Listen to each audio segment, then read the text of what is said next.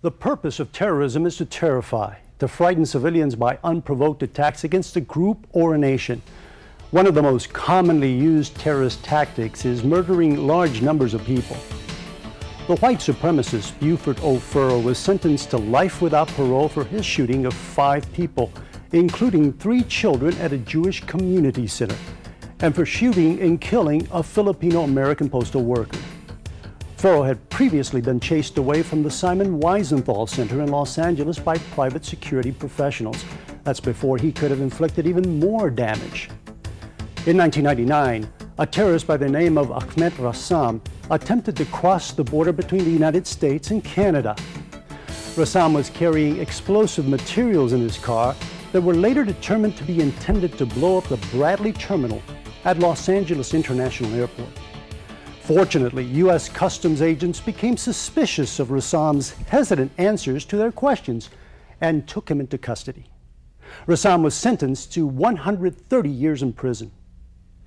Terrorist acts are not always against people. For example, some people believe they are in the right when they destroy property to make a point for a cause, such as in the case of the vandalizing of car dealerships or serious arson fires directed at new housing developments.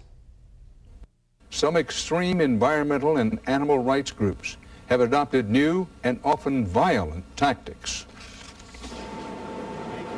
It's been guerrilla warfare all summer out west. The extremist Earth Liberation Front, or ELF, has claimed responsibility for a rash of fires in California, including this $50 million development in San Diego. The entire history of the organization has never harmed one person. Former ELF spokesman Craig Rosebrough says property destruction is a necessary tactic. And the goal is economic sabotage, is to try to inflict maximum economic damage to entities that are destroying the natural environment. And it's not just environmental extremists. Equally stealthy animal rights radicals also are turning up the heat with an escalating rampage of destruction. In all, these extremists claim more than $100 million of damage across the country. Animal rights activists bombed this Bay Area biotech firm, released 10,000 mink in Washington. Environmental extremists are taking aim at new targets, SUVs and Hummers, torched near LA, peppered with BBs in Houston, tagged in Santa Fe.